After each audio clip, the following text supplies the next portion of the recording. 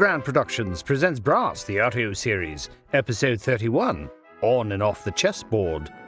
The year is 1886, but not one you'd find in your history books. For this is a very different 19th century than our own, more technologically advanced, and more hopeful, wise, and just.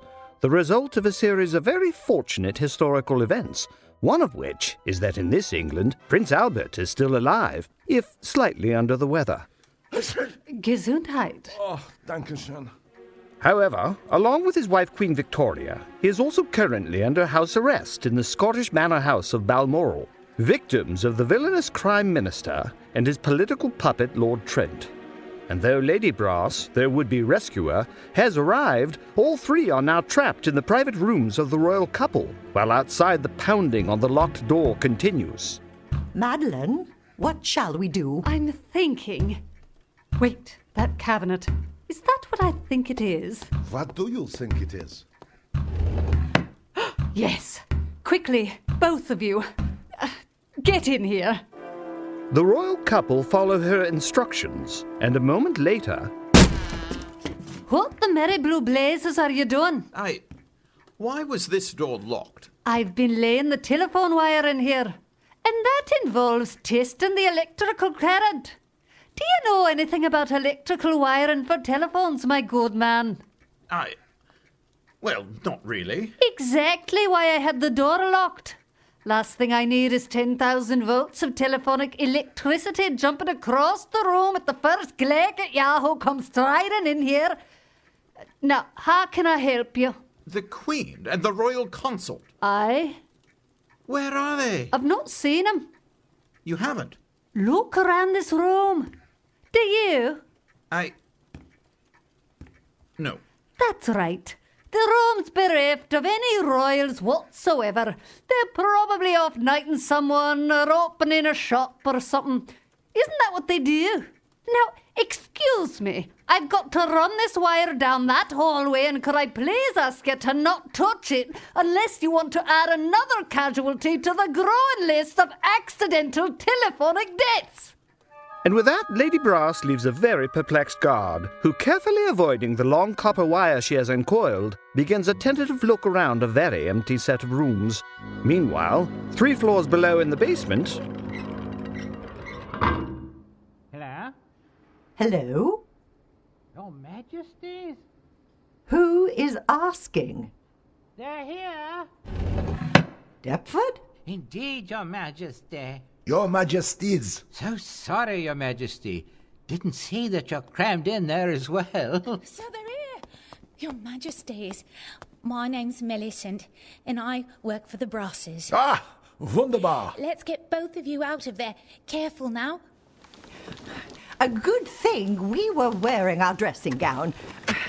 We'd never have made it into the dumbwaiter wearing one of our dresses. Oh, it was a tight squeeze, my dear. I only hope you don't get my cold as a result. We have excellent constitution. So, Deptford, you remain loyal to us? I and all of the Balmoral staff, Your Majesty. When your situation was explained, you can be assured we were anxious to help the Brasses in any way we could. Indeed, Your Majesties. We've been stationed throughout the manor waiting for your appearance. Now, we've got to get you off the grounds as quickly as possible before the alarm sounded and platoon of men come looking for us. So when they do, we've got a dozen different directions we'll send them in so that they aren't following you. Now, this way.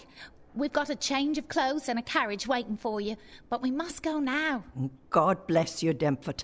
God save you, Your Majesty. With your assistance, let's hope he has. All right. This way, you say? Yes, Your Majesty. Farewell. Come along, Albert. I hope the change of clothes is into something warm. I'm sure it is, Your Majesty. Yet even as Millicent and the household staff escort the royals towards escape, Lady Brass's son Cyril is facing an extraordinary danger of his own, for he and the family friend Lord Whitestone are standing in water up to their chests in an abandoned well deep in the ossuaries of Paris, beneath the subterranean lair of the Graveyard King. 40 feet above them, the morbid malefactor lifts another antique cannonball and prepares to drop it down on his hapless adversaries. You all right, Whitestone? I am, Cyril Brass. That last one grazed my shoulder. Grazed? Dislocated, if I'm to be honest. That was a big one. This wall is collapsing. No! Someone is breaking through! This way! Come this way! We shall! And with that, strong arms pull our friends through the well's wall of skulls and bones into a tunnel of the catacombs. Moments later, dripping wet, they stand facing a trio of bearded young men wearing black robes. Bonjour. Bonjour. Bonjour. Any chance you're the nice sort of Frenchman? Meanwhile, at the Hotel Jacques in the very same city, Abd el-Qatar, master spy and trusted friend of the Brasses, is sitting in his room, monitoring a strange device the size of a large packing trunk, with many knobs, meters, and dials. Hang on. I'm trying to adjust the frequency. Found him. Thank God. Benjamin. He has been hailing on this frequency for the past 20 minutes. Why didn't you get me sooner? I couldn't find you.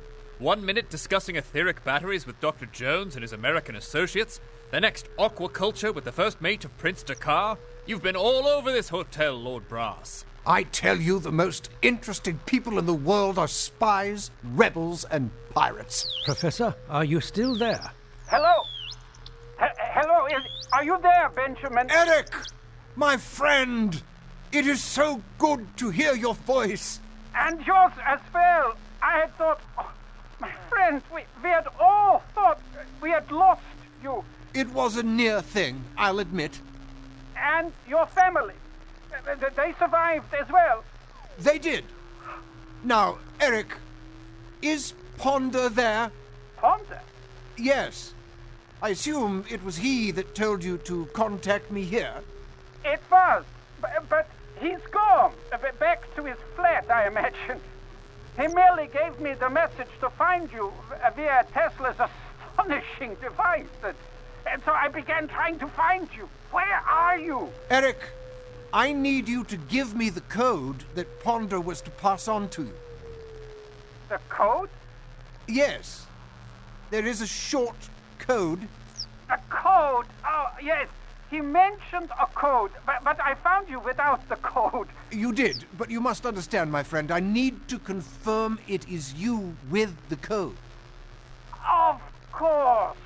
What a sensible precaution. Well, as I said, he isn't here, but I will see him very soon. Benjamin, let us talk at this time tomorrow. That should give me plenty of time to confirm this code with him. Splendid, dear fellow.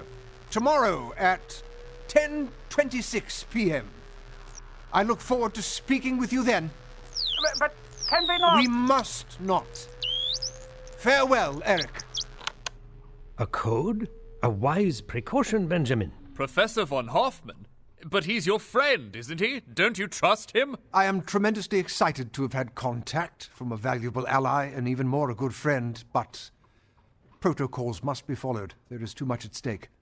Von Hoffman may have been speaking under duress, or it may have been someone who was not him at all, but a mimic. No, we must be vigilant. Whatever he might have to share with me, it shall wait until tomorrow night, when he can provide the code. Any word from Tesla yet? Not yet. Keep me posted. If Ponder hasn't rescued him, I'll wager Gwendolyn has managed it. It's a fine thing to have confidence in the competence of one's offspring. Now, gentlemen, our gathering has moved to the smoking lounge. Come along and let me introduce you to some fascinating people. The smoking lounge. Does your religion prohibit smoking as well as alcohol, Abed? Oh, not with any great force. I avoid tobacco because, as snuff, chew, or smoke, it's disgusting. But I cannot resist good conversation. And that is why you are such a dear friend. Now, there's an American revolutionary that you must meet, Samuel Clemens. Fascinating man. Was a miner on the Comstock lode, a riverboat captain, journalist, essayist, even a bit of a scientist. He's got a mind like a sponge and some of the funniest stories you've ever heard. He smokes. He does. large cigars. His stories had better be funny. Hilarious. Meanwhile, back in London, Lord Brass's only daughter Gwendolyn has made her way, along with her new companion Mr. Crawford, to the gymnasium of Dan Abraham in the East End. Hello? Is anyone here? Good to see you, Gwendolyn. And you as well, Dan. Ponder had left a note saying we were to rendezvous here. Where's Tesla? I am here. Yes, this is Dr. Tesla. I am not a doctor, Mr. Abraham. Very pleased to make your acquaintance, Miss Brass. The reports of your beauty fall short of doing you justice. Why, thank you, Mr. Tesla. Please, it's Nicola. Nicola, then. And this gentleman is...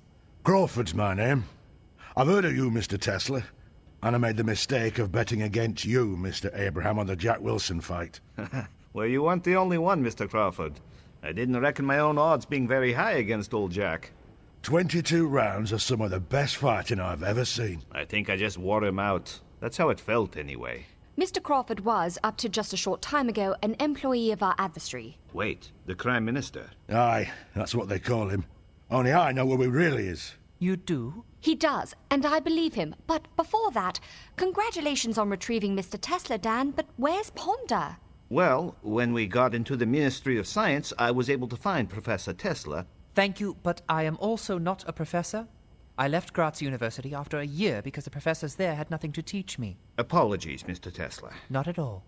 In any case, Ponder couldn't find Professor von Hoffman at the Ministries, so he's gone off to try and find him elsewhere. What? Oh, that's bad. What was he supposed to do when he found him? Tell him that you're all alive and that he should contact your father through... Tesla's device. That is my understanding. Do you know where he was planning on beginning his search? I don't. His home, maybe? Is this a problem? A very big one. Von Hoffman is the Crime Minister. What? Professor von Hoffman? That is unexpected news, and quite unwelcome. Yes? He is a gifted scientist, and we have collaborated on several projects. How distressing. And you've heard nothing from Ponder? Not since his departure several hours ago. Well, let's hope that your friend hasn't found Von Hoffman, then. I've seen Ponder fight. He's formidable. Yeah, I've seen him fight, too, up close. And you're right. He's a dynamo. But I've been in the room when the Crime Minister strategized. He's as cunning as Satan and twice as smooth a liar. All respect to your friend. If he's found him and told him about the brasses, he's as good as dead. Ponder would still have to give him the code, and as long as he hasn't done that... A code? All communiques between Ponder, Father, and myself are prefaced by a short alphanumeric code that's changed on a regular basis. I had noticed a predilection in your father toward secrecy. Not just him. Code breaking was Mother's favourite parlour game. She'd hide all the Christmas presents and give us a code to crack for each of them. I swear there was a tea set for my dolls that I never did find. You have a very strange family, Gwendolyn. So what does that mean? It means that if Ponder has been taken, there's reason to keep him alive. At least until he's forced to give up the code. And believe me, he'll find a way to get it out of your friend. You have no idea how ruthless he is. If we could just find out where he's been taken, or had a way of getting a message to him. We can! We have! Nicola! Gwendolyn? Your wireless communication device. Where is it? Regrettably, it was taken from me when I was imprisoned in the Ministry of Science. Oh, blast. Is there any place we can get another? I began building one 2 hours ago, thanks to supplies from Mr. Abraham. My Uncle Benny is a scrap merchant. Apparently your father instructed me to send him a message. How long will it take for you to finish its construction? I would imagine another 10 to 12 hours. With an assistant? What sort of assistant? Me. I often assisted my father in his laboratory. Given your father's brilliance, I adjust my estimate to 6 hours. Excellent. Dan, could you get us some coffee? We're going to have to get to work right away. Coffee. With cream? And the usual? 18 napkins. Got it, Mr. Tesla. Here's what we're going to do. Yet even as Gwendolyn and Tesla prepare to burn the midnight oil, back in his laboratory, von Hoffman sits, contemplating the still form of Ponder Wright, hanging loosely from his electromagnet. Better let you down. Somewhat the worse for wear. It appears, Ponder Wright, that I must allow you to live. Unfortunately. At least until I can get a certain code out of you. And so, a new game begins with the Brasses. The 4 of them against me. And the only advantage I have is the might of the British Empire. Should be entertaining. Best lug him downstairs. He's as heavy as he looks. Oh well. Perhaps I shall take him down piecemeal. Good heavens! Are we about to witness the disassembly of the heroic Ponder Right? And what of Cyril and Lord Whitestone, facing a solemn group of black-clad Frenchmen in the catacombs of Paris? And what, above all, is to be the fate of the renegade royals? To find out, join us for the continuation of the story of the first family of the realm, Brass.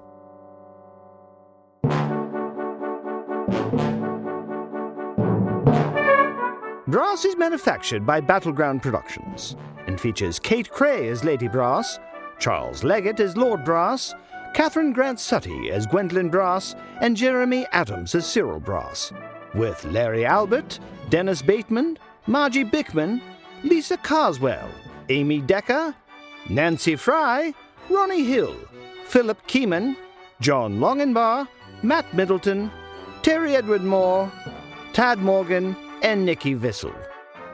Brass was recorded at Jack Straw Studios, engineered by Joel Maddox, with sound design by Kirsty Gilmore, and music composed by Bruce Monroe.